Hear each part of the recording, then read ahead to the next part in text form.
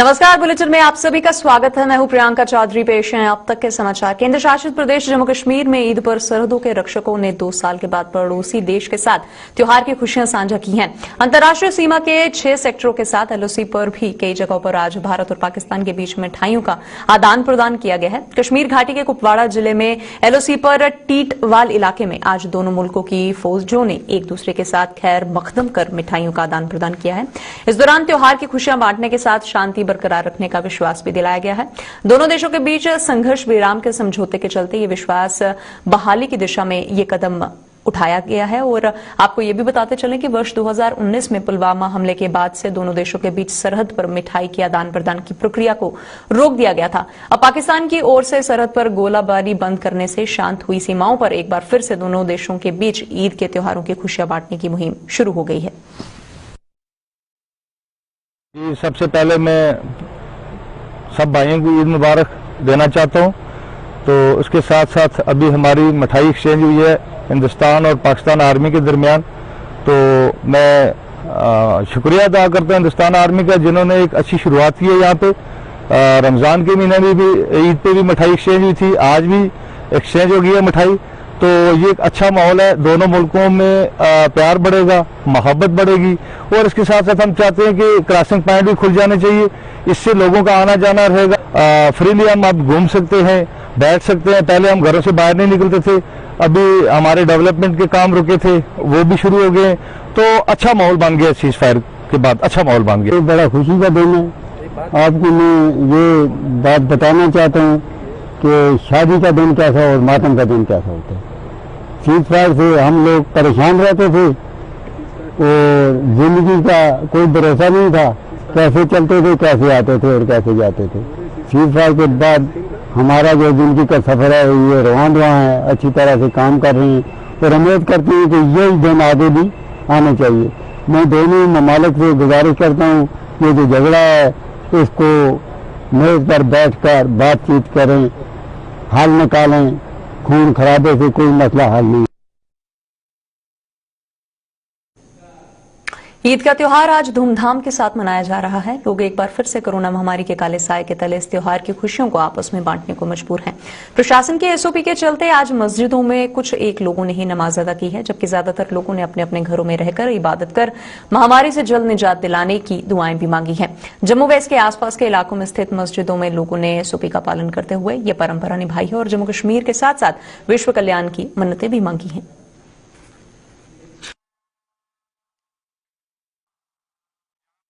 यही की गई है कि हमारा जो ये एक तो कोरोना का है, अल्लाह हमें इससे निजात दिलाए और हमारे मुल्क में पीस और शांति का पैगाम जो उनके लिए दुआएं की हैं, जो बीमार हैं उनके लिए दुआएं की हैं। यही चीज़ चल रही है। मेन तो इस वक्त यही कोरोना का है जो हमारा सारा ये चल रहा है। कुर्बानी हमें ये फ़र्ज़ है, हमें कुर्बानी हमारी जो रमज़ान ईद है उसके बाद ये 2 महीने के बाद ये कुर्बानी की ईद आती है हमारी। चाहता हूँ कि आज का जो मुबारक दिन है ये आम लोगों के ऊपर, जो गरीब लोग हैं उनको भी ये नसीब होना चाहिए। गरीब मुसलमान जो लोग कुर्बान करें और गरीबों को जो खुराक है, जो गोश्त है, ये बांटे। गरीब लोग भी महसूस करें कि आज हमारी ईद है और आज हमारी मस्जिद के अंदर पूरे मुल्क के लिए और जम्मू कश्मीर के लिए दुआएं की गई। हमारे मुल्क के अंदर अमन और चैन रहना चाहिए। तमाम मुसलमान हिंदू भाई आपस में मिलकर रहें ताकि हमारे देश के कश्मीर की तरक्की। तमाम इंसानों को वो जिस भी मज़हब से, जिस मकतब फ़िक्र से ताल्लुक़ रखते हैं, इस खुशी के मौके पर हम उन्हें मुबारकबाद पेश करते हैं और दुआ गो हैं अल्लाह की ज़ात से कि जैसे ईद के दिन हम लोग खुश व खुर्रम नज़र आते हैं, एक दूसरे से प्यार मोहब्बत के साथ मिलते हैं, हाथ मिलाते हैं, गले मिलते हैं, जैसे खुशी का इज़हार इस मौके पर हम करते हैं। हम अल्लाह की ज़ात से दुआ गो है कि हमारे इस भाईचारे को भी अल्लाह पाक ऐसे ही कायम और दायम रखे और जो कोरोना की लहर चल रही है इसको भी ख़त्म फरमा दे। हम पहले की तरह बहुत राहत, सुकून, अमन और चैन के साथ ज़िंदगी गुजारने वाले बन जाएं। हमने ये दुआ की और आइंदा भी इसके लिए दुआ गो रहेंगे। आज के ईद के शुभ दिन पे, मुबारक दिन पे मैं सारे देशवासियों को, जम्मू कश्मीर वासियों को ईद की बहुत बहुत मुबारकबाद देना चाहता हूँ और मैं दुआ करता हूँ अल्लाह ताला से कि हमारा जो आपसी भाईचारा इसी तरह हम मिलजुल के ये त्यौहार मनाते रहें और खुशी खुशी से हमारे देश में अमन और शांति बनी रहे। यही मेरा। दूसरी ओर कश्मीर घाटी में भी आज ईद का त्योहार हर्षोल्लास के साथ मनाया गया है। कोरोना महामारी के कारण लागू की गई पाबंदियों के कारण हालांकि मस्जिदों में तो भीड़ नहीं उमड़ पाई थी, अलबत्ता लोगों ने अपने अपने घरों में रहकर ईद की नमाज अदा करी है और महामारी से निजात व जम्मू कश्मीर की शांति व समृद्धि की मन्नतें भी मांगी हैं। ईद के मौके पर आज भाजपा के मेडिकल सेल के को कन्वीनर डॉक्टर दिनेश उपाध्याय विशेष तौर पर कश्मीर पहुंचे हैं, जहां पर वहां स्थानीय लोगों के साथ इस पर्व की खुशियों में भी वो शामिल हुए हैं। को एक पैगाम देने का प्रयास किया है कि इन्हें सुख, शांति, कश्मीर का ट्रेडिशनल सिस्टम, यहाँ का कल्चर और यहाँ की जो आबो हवा है, यहाँ की जो एजुकेशन है, और उसको परमपिता परमेश्वर अल्लाह मियाँ सबको शक्ति दे, सद्बुद्धि दे और ये चीज और ज्यादा तरक्की करे। इसी बात को लेकर के आज सभी लोगों के साथ हमने ये बातें शेयर की हैं और आगे चल करके भी भविष्य में इस तरह की योजनाएं बनती रहें, इस तरह के कार्य होते रहें कि एक दूसरे के त्योहारों में सभी लोग शामिल हों। अगर कोई सिखों का त्योहार है तो सबको शामिल होना चाहिए, हिंदुओं का त्योहार है तो सबको शामिल होना चाहिए, और अगर मेरे मुसलमान भाइयों का त्योहार है तो सबको उसमें शामिल होना चाहिए। एक दूसरे के साथ सद्भावता, सहृदयता के साथ हम लोग शामिल हो, इस बात का पैगाम हम लोग अपनी तरफ से देते हैं। और पुनः पूरे राष्ट्र को ईद की सभी को शुभकामनाएं। और आज कश्मीर की धरती के ऊपर, पावन पवित्र धरती है ये, इसके ऊपर खड़ा होकर के मैं बड़ा सुख का अनुभव कर रहा हूँ। ईद पर आज मेंढर में ईद मिलन का आयोजन भी किया गया। मेंढर प्रशासन और पुलिस द्वारा आयोजित ईद मिलन में सभी धर्मों के लोगों ने भाग लेकर आपसी भाईचारे और सौहार्द का संदेश भी दिया है। पुलिस प्रशासन और सेना के अधिकारियों के अलावा मरकजी जामिया मस्जिद के इमाम भी इस मौके पर मौजूद थे।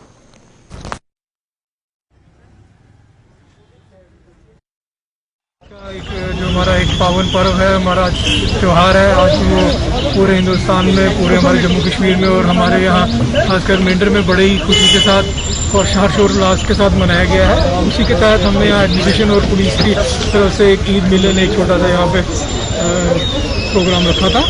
तो बहुत ही अच्छे तरीके से लोगों ने इसमें शिरकत की है और जो त्यौहार है बड़ा पीसफुल तरीके से लोगों ने कोविड SOPs का भी इसमें पालन किया है। लोगों ने अपने, हमारी तरफ से यही संदेश था कि अपने अपने घरों में और अपने आसपास की मस्जिद में ही जाकर ये जो ईद की नमाज है उसको अदा करें।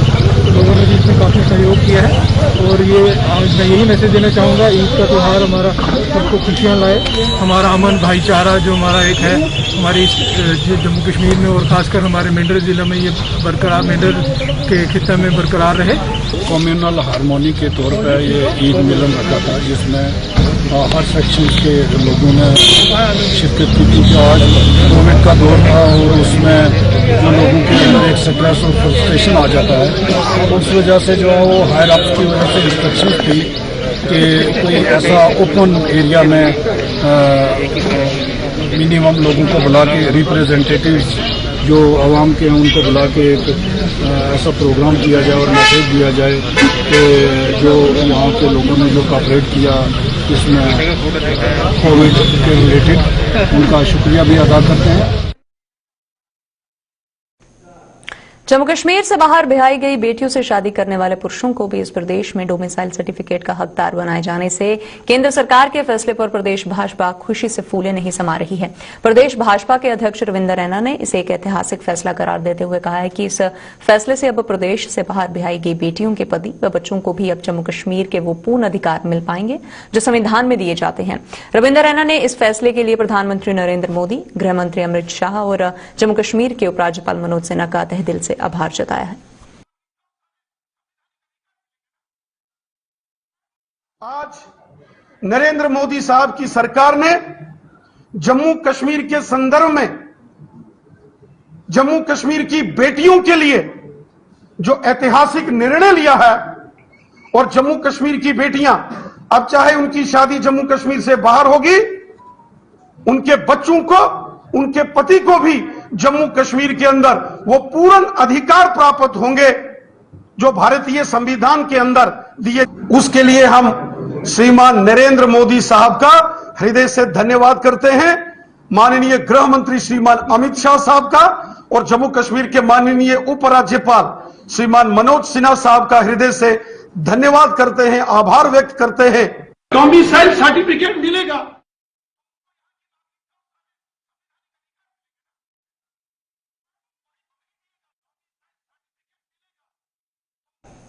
आप बने रहिए हमारे साथ, लौटते हैं एक छोटे से अंतराल के बाद।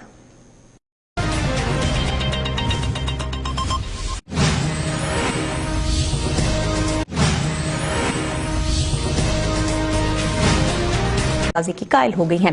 हेमा मालिनी परिवार के साथ छुट्टियां मनाने कश्मीर पहुंची हैं और वहां के धार्मिक व पर्यटन स्थलों पर उनका मार्गदर्शन करने वालों का आभार भी जता रही हैं।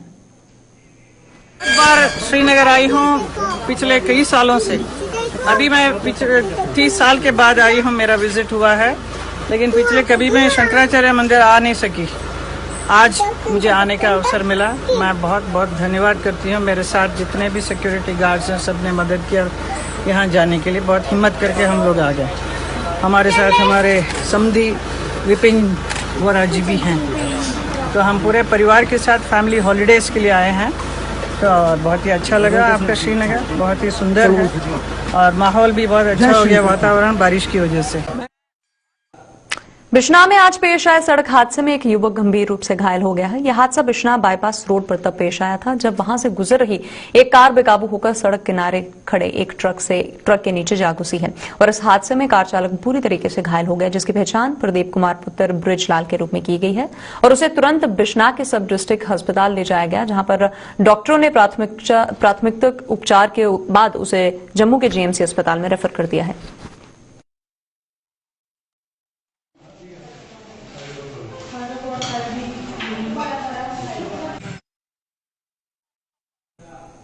डोगरा सहायता केंद्र के जम्मू कश्मीर के प्रशासन और स्वास्थ्य विभाग से कोरोना महामारी की संभावित तीसरी लहर के मद्देनजर अपनी ओर से कुछ सुझाव दिए गए हैं। डोगरा सहायता केंद्र के मीडिया सेल के इंचार्ज गंभीर देव सिंह ने खासतौर पर पंचायत घरों में स्थापित किए गए कोविड केयर सेंटरों का हवाला देते हुए वहां पर तैनात किए जाने वाले स्टाफ को ट्रेनिंग दिए जाने पर बल दिया है। उन्होंने कहा कि पंचायत घरों में भले ही कोविड केयर सेंटरों में तब्दील किया जा चुका है, लेकिन तीसरी लहर अगर वजूद में आती है तो क्या वहां पर तैनात किए जाने वाले स्टाफ अपनी जिम्मेदारियां सही ढंग से निभा पाएंगे? स्वास्थ्य विभाग को इस पर विचार करना होगा।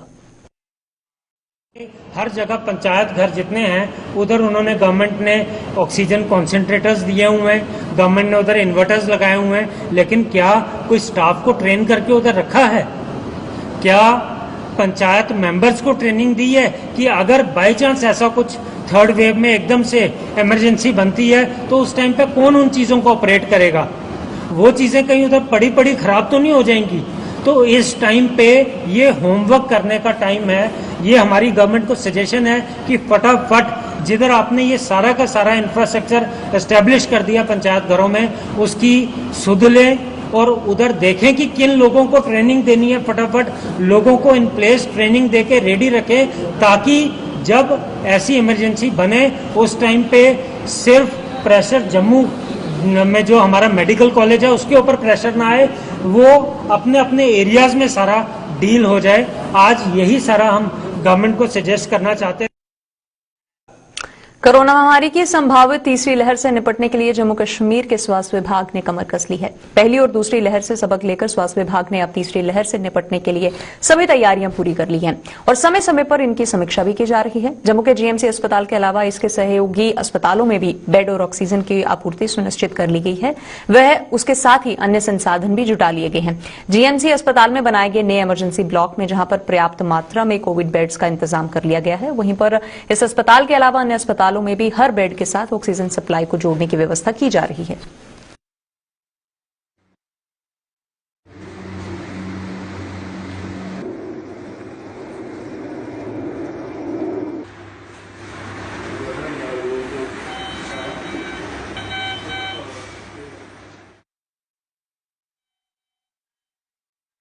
सुपर स्पेशलिटी में जो ऑक्सीजन प्लांट थे, पहले वाला जो है वो 750 LPM का था। उसके अलावा वहाँ कम से कम जो प्लांट और लगने वाले हैं कम से कम 3000 LPM के बराबर जो है वो लगने वाले हैं, वो अंडर प्रोसेस है। SMGS के लिए सभी ने डिसाइड किया है कि एक लिक्विड मेडिकल ऑक्सीजन का टैंक वहाँ पे लगाएंगे। वो उसका जो प्रोसेस है वो अंडरवे है और वहाँ पे ऑक्सीजन जनरेशन प्लांट लगाने का भी जो है वो भी काम अभी चल रहा है। हमारा जो गांधीनगर का MCH हॉस्पिटल है उसमें जो है 2000 LPM के प्लांट जो है वो लग चुके हैं और वहाँ ऑक्सीजन की मात्रा जो है बिल्कुल सफिशिएंट अमाउंट में है। सो कुल मिला के पिछले कुछ महीनों में हमने काफ़ी ज़्यादा जो है प्रोग्रेस किया हुआ है और मैं समझता हूँ कि आज की डेट में भी हम ऑक्सीजन के मसले में सेल्फ सफिशिएंट हैं। और एक नया जो हमने प्रोसेस स्टार्ट किया हुआ है कि हॉस्पिटल्स जो एसोसिएटेड हॉस्पिटल्स में उसमें तकरीबन सभी बेड्स पे जो है ऑक्सीजन पाइपलाइन बिछाने का काम जो है वो जोरों शोरों से जो है चल। जिला सांबा के सीमावर्ती रामगढ़ इलाके में आज हुई बारिश एक बार फिर से लोगों के लिए आफत साबित हुई है। खासतौर पर रामगढ़ स्थित कम्युनिटी हेल्थ सेंटर में जहां पर तालाब का रूप धारण कर लिया है, वहीं पर इस कम्युनिटी हेल्थ सेंटर तक जाने वाली सड़क भी समंदर में तब्दील हो गई है। अस्पताल में ड्रेनेज की व्यवस्था न होने से इसके बाहर पर टूटी फूटी सड़क हमेशा से ही स्थानीय लोगों के लिए जी का जंजाल साबित होती रही है। और वहीं अगर उनकी माने तो बार बार अवगत करवाने के बावजूद भी स्थानीय प्रशासन इस ओर कोई ध्यान नहीं दे पाया है।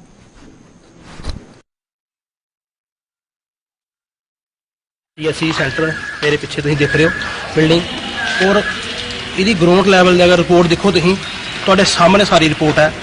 छोटी जी भी बारिश हो जाती है तो पूरा पानी जगह जगह इकट्ठा हो जाता है।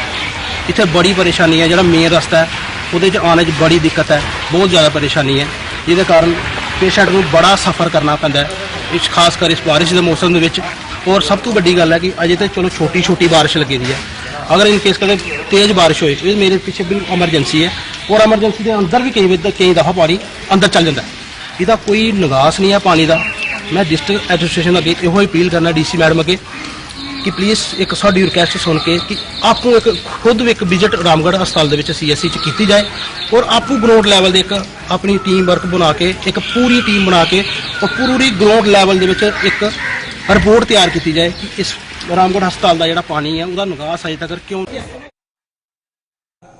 आरएसपुरा के बड़ियाल ब्राह्मणा इलाके में बहती तवी नदी की भारी तबाही उसने वहां पर मचा रखी है, क्योंकि बारिश के कारण तवी का जलस्तर बढ़ने से जहां लोगों की जमीनों का कटाव होना शुरू हो गया है, वहीं पर लोगों को कई प्रकार का नुकसान भी जो है वो झेलना पड़ रहा है। बाढ़ से लोगों की मशीनरी के साथ साथ कुछ देवस्थानों को भी नुकसान पहुंचा है। लोगों का कहना है कि फ्लड कंट्रोल डिपार्टमेंट द्वारा बरसात से पहले सुरक्षा संबंधी इंतजाम न किए जाने का खामियाजा उन्हें भुगतना पड़ रहा है। पूरा तवी का बहाव इधर आ गया, जिहदे नाल कत्याल बड़ियाल दियां जमीनां पंप सेट सारे दे सारे रुड़ गए। अजे तो थोड़ी बारिश होने के कारण पूरे दा पूरी जमीनां इस साइड दियां रुड़दियां जा रही ने। इवन के नुकसान होंदा जा रहा है। पूरा जिहड़ा भी कोई देवस्थान वगैरह जां कोई घर ने जां पंप सेट वगैरह ने जां जमीनां ने पूरी दियां पूरियां रोड़ के लै गई है तवी। इत्थे ठोका ना बनने के कारण, इस तरफ ठोका ना बनने के कारण तभी बहुत ज्यादा नुकसान कर रही है। तो उसकी मांग करते हो? असीं चाहते हैं कि साडियां ठोकरां कंप्लीट करन ते ताकि पानी का बहाव जिहड़ा बराबर अपनी साइड चाहे ते नुकसान बड़ियाल और कत्याल पिछों ठोकरां बजदियां आईयां ते जे ठोकरां बज जांदियां ते अज तक नुकसान इन्ना नहीं होना। सारी जिमीदार जीवियां रुड़ गईयां सारियां तोड़ी ते साडी थोड़ा बदल पिया ते देख लो आन के किन्नी जगह रुड़ी है किन्नी नहीं रुड़ी। ते जे दे होर थोड़ा बदल पै गया ते जाना सीधा बड़ियाल नूं। टोटियां बड़ियाल भी टोटियां ने, रहना ही कोई नहीं इत्थे। बुलेटिन में फिलहाल इतना ही। आप बने रहिए हमारे साथ। नमस्कार।